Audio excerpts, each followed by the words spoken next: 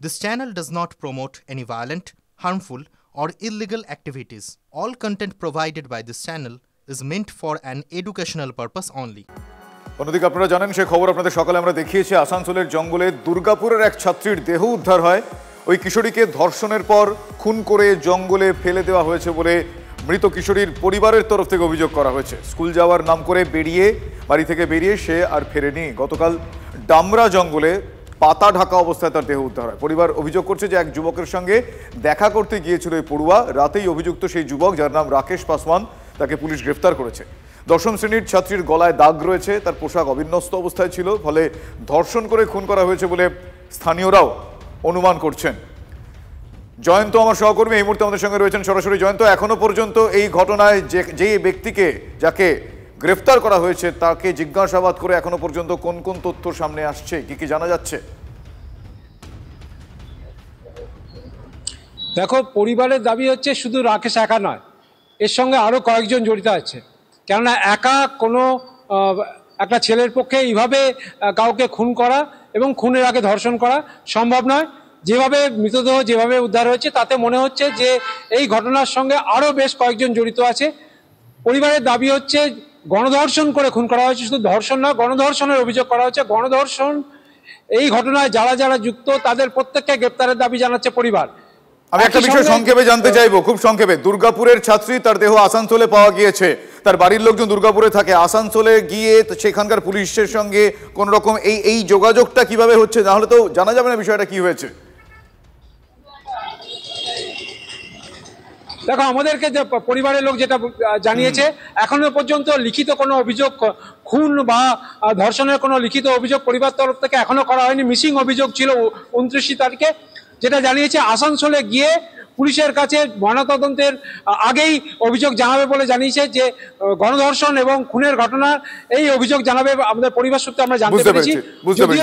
ধন্যবাদ জয়ন্ত। আমরা শোনাবো দর্শকদের যে ওই মৃত ছাত্রীর বাবা এবং মা তারা কি অভিযোগ করছেন। गया स्कूल खोजने के लिए, तो स्कूल में मेरा लड़की नहीं था। उसके बाद सवेरे गए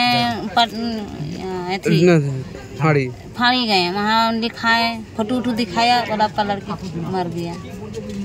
कैसा करके मारा? कुछ पूरा बेरहमी करके मारा है। कौन, कुछ पता चला? राकेश पासवान। कौन है ये राकेश पासवान? कौन है वो? राकेश पासवान मेरा लड़की से बात करता था।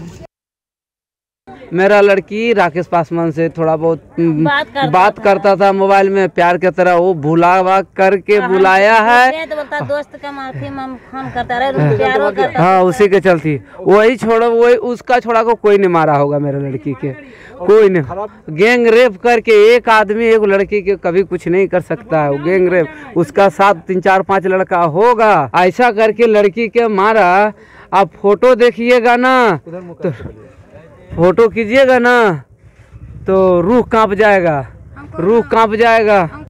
মত্ত ছেলের হাতে নৃশংসভাবে খুন বাবা। কৃষ্ণনগর কোতোয়ালি থানার বারুই হুদা দুর্লভ পাড়ায় চাঞ্চল্য। ঘটনার পর পলাতক ওই অভিযুক্ত ছেলে। গতকাল রাতে বাবা ঘুমোচ্ছিলেন, ছেলে নেশাগ্রস্ত অবস্থায় ফিরে ঘুম থেকে তুলে বাবাকে ছুরি মারে বলে অভিযোগ। দীর্ঘদিনের রাগ থেকে বাবার উপর হামলা বলে পরিবারের অভিযোগ। অভিযুক্ত ছেলের খোঁজে তল্লাশি চলছে, সে এখন পলাতক। টালিগঞ্জের মুর অ্যাভিনিউতে রহস্য মৃত্যু হয়েছে বৃদ্ধের। বহুতলের ছাদ থেকে নিচে পড়ে মৃত্যু বৃদ্ধের। এমআর বাঙ্গুর হাসপাতালে নিয়ে গেলে মৃত ঘোষণা। দুর্ঘটনা নাকি আত্মহত্যা? মৃত্যুর পিছনে কোন রহস্য রয়েছে খতিয়ে দেখছে পুলিশ। রিজেন্ট পার্ক থানা এলাকার মুর অ্যাভিনিউয়ে 5 তলার ছাদ থেকে নিচে পড়ে ব্যবসায়ীর মৃত্যুকে কেন্দ্র করে ইতিমধ্যেই রহস্য দানা বাঁধতে শুরু করেছে। আর আমরা ঠিক যে জায়গাতে দাঁড়িয়ে রয়েছি, এই যে 5 তলা বহুতল আমরা দেখতে পাচ্ছি, 17/2 বনসাল হাউস, এই বাড়িরই 5 তলার ছাদ থেকে এদিন সকাল 7টা নাগাদ, যেটা পুলিশ সূত্রে জানা যাচ্ছে, যে ছাদের ওপর থেকে আচমকাই মোহন ভগত নামে 72 বছর বয়সী বৃদ্ধ তিনি নিচে পড়ে যান। এবং এখানকার যারা নিরাপত্তা রক্ষীরা রয়েছেন তারা একটা ভারী কিছু নিচে পড়ার শব্দ শুনে ছুটে আসেন এবং আসার পর মোহন ভগতকে রক্তাক্ত অবস্থায় দেখতে পান এবং পুলিশকে খবর দেওয়া হয়। রিজেন্ট পার্ক থানার পুলিশ ঘটনাস্থলে পৌঁছে মোহন ভগতকে রক্তাক্ত অবস্থায় উদ্ধার করে এমআর বাঙ্গুর হাসপাতালে পাঠায় এবং সেখানে নিয়ে যাওয়া হলে চিকিৎসকেরা তাকে মৃত বলে ঘোষণা করে। এবং ইতিমধ্যেই আমরা যেটা দেখতে পাচ্ছি যে রিজেন্ট পার্ক থানার যারা তদন্তকারী আধিকারিকরা রয়েছেন তারা যে জায়গাতে ছাদের উপর থেকে নিচে পড়ে গিয়েছিলেন মোহন ভগত নামের ওই ব্যবসায়ী, সেই জায়গাটিকে ঘিরে রাখা হয়েছে।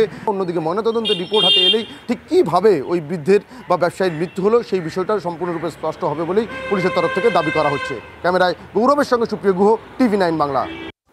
রিয়াসি জেলাতেও মেঘভাঙা বৃষ্টিতে ধস। মাহর এলাকায় একটি বাড়ি ভেঙে একই পরিবারের 7 জনের মৃত্যু হয়েছে, যার মধ্যে পাঁচটি শিশু। এদিন ভোর 3টে নাগাদ আচমকাই ধস নামে। বাড়ি ধসে মুহূর্তের মধ্যেই সবাই চাপা পড়ে যান সেখানে। 3 থেকে 4 ঘন্টা পর ধ্বংসস্তূপ থেকে তাদেরকে উদ্ধার করা হয়। 7 জনকে উদ্ধার করা হয়েছে, তাদের মধ্যে 5টি শিশু।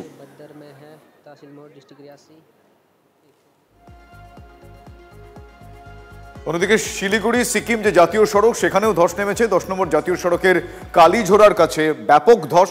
ছবি দেখলে আপনারা বুঝতে পারবেন। বিশাল আকার পাথর পড়ে বন্ধ হয়ে গিয়েছে রাস্তা। করোনেশন ব্রিজের কাছে এই বড়সড় ধস নামে। ফলে শিলিগুড়ি সিকিম যে সরাসরি যোগাযোগ সেটা আপাতত বন্ধ। প্রচুর গাড়ি আটকে পড়েছে। বিকল্প হিসেবে গরুবাথান লাভা রুটে ঘুরিয়ে দেওয়া হচ্ছে গাড়ি। আমি সাম্প্রতিক এই পরিস্থিতি জানবো সহকর্মী কমলেশের কাছ থেকে। কমলেশ, এখন কি সিচুয়েশন? দেখো, একটা বোল্ডার সাইজের পাথর, বিরাট বড় পাথর, এমন সাইজ তার গোটা রাস্তাটা তাতে আটকে গেছে এবং তার সঙ্গে আরো ছোট বড় পাথর পড়েছে। এইটা সরানোর চেষ্টা শুরু হয়ে গেছে, কাজ চলছে। সেবক করোনেশন ব্রিজ থেকে যে রাস্তাটা কালীঝোড়ার দিকে যাচ্ছে NH10, সেই রাস্তাতেই এই ধসটা নামে সকালের দিকে, অনেক সকালে নেমেছে এবং তারপরে স্বাভাবিকভাবেই এই রাস্তাটা সিকিমের লাইফ লাইন প্লাস কালিম্পং এ যাওয়ার রাস্তাও, ফলে অনেক গাড়ি জ্যাম হয়ে যায় এবং তখন সমস্ত গাড়ি এই করোনেশন ব্রিজ হয়ে গরুবাথান লাভা হয়ে যাওয়ার জন্য ঘুরিয়ে দেওয়া হয়। তবে সেই রাস্তায় এত লোড নেওয়ার ক্ষমতা নেই, ফলে শিলিগুড়ি থেকে সিকিমগামী এবং কালিম্পংগামী রাস্তায় এখনো যানজট রয়েছে। সরানোর কাজ চলছে। আজকে দিনের মধ্যেই এটা পরিষ্কার হয়ে যাবে এরকমই আশা। NHIDCL এই পুরো কাজটা রাজ্যের সঙ্গে করছে। বেশ, ধন্যবাদ কমলেশ। পুজোর মুখে উত্তরবঙ্গগামী যাত্রীদের জন্য আর দুঃসংবাদও রয়েছে। আজ থেকে উত্তরবঙ্গের 113টি ট্রেন বাতিল হয়ে গেল। মালদা স্টেশন ইয়ার্ডে পুনর্গঠন এবং রেলের ইন্টারলকিং সংক্রান্ত কাজের জন্যই একগুচ্ছ ট্রেন বাতিল করতে বাধ্য হয়েছে। আজ থেকে 4 সেপ্টেম্বর পর্যন্ত 6 দিনে 40টি এক্সপ্রেস, 8টি প্যাসেঞ্জার মিলিয়ে আপ ডাউনে মোট 113টি ট্রেন বাতিল। এছাড়াও মালদা টাউনগামী একাধিক ট্রেনে, সেগুলো রামপুরহাট পর্যন্ত চলবে। সময়ের বদল করা হয়েছে কামাখ্যা, রাধিকাপুরের মতো বেশ কিছু ট্রেনের।